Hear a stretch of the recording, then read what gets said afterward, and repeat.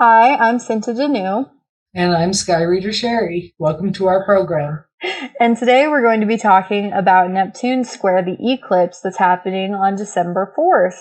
Let me pull up the chart. So I have the eclipse conjunct Mercury circled right here. But what we need to circle is Neptune over here. So this is Neptune in Pisces, making a square to the eclipse. What is it that you really see when you have Neptune square an eclipse?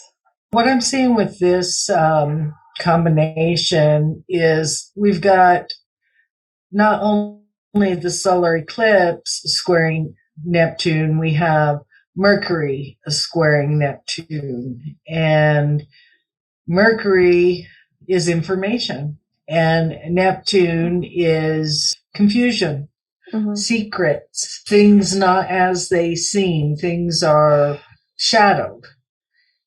And when we have Mercury talking about what's going on from a perspective of Pisces, it can be purposeful deception. A lot of times when you see the Sagittarius square with Pisces, we can see conflict between different belief systems, different types of religious systems. Definitely a focus of, we've got the influx of the immigrants that have been coming into the country. With Neptune, sometimes it can be illness. So there are concerns, which we're already hearing about, travel and different types of things where the virus is concerned coming into the country. I think we're going to be getting a lot of contradictory information in regards to that. The aspects are wide, so this is something that's coming in once we hit first quarter. The moon will be conjunct Neptune, square the sun, and I think that's where we're really going to see the effects of what's going to be coming up with this combination that will be occurring throughout the year. I mean, and like you said, for sure, Neptune can be deception, and especially with that square to Mercury, it definitely seems like what we talked about before in the previous eclipse with issues with, deception or propaganda or issues about what's coming out in the media, whether or not it's accurate, especially with, Mercury being in Sagittarius now, that information being too much, and again, probably too much to process, and also hard to kind of, see heads from tails, right? What's true and what's not. So that's definitely an issue there. I mean, from a more spiritual perspective, squares are something that you have to work at, right? And Pisces is spirituality. It's, the feeling of like oneness with the universe and God. And it tends to be kind of ambiguous and mystical, the energies of Pisces. But, that's kind of a heightened state that people really like to be in, right? And I feel like this is also an opportunity to kind of expand more into your spirituality. Although this could also be, issues potentially with like hallucinogenics specifically too, because Pisces rules, drugs that make you hallucinate. And it also rules weed and things like that. So, there could be potentially issues with that, I would imagine, especially maybe coming from foreign countries or issues in foreign countries with that because of the square to Sagittarius, and of course maybe just too much of it, right? Too many people using hallucinogenics or too many people using too much at one time, right?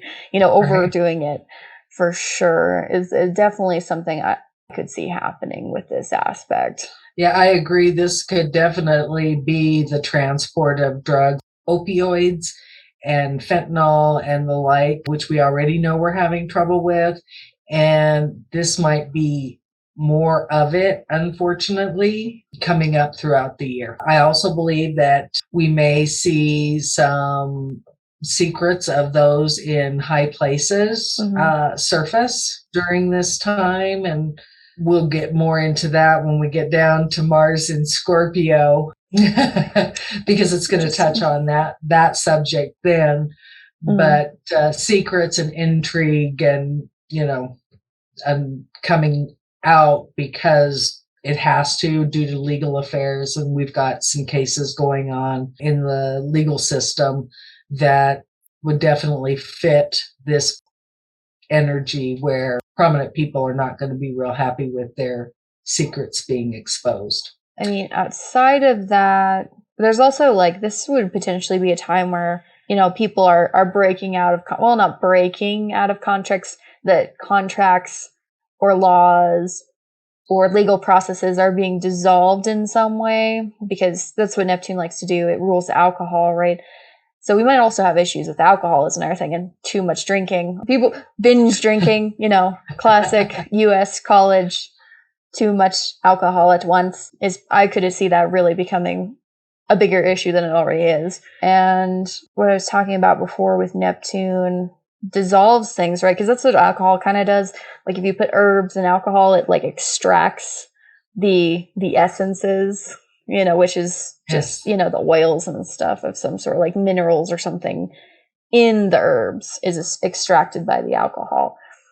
And so that's kind of what Neptune will also potentially be doing, is dissolving things and potentially maybe extracting information, because it is squaring Mercury.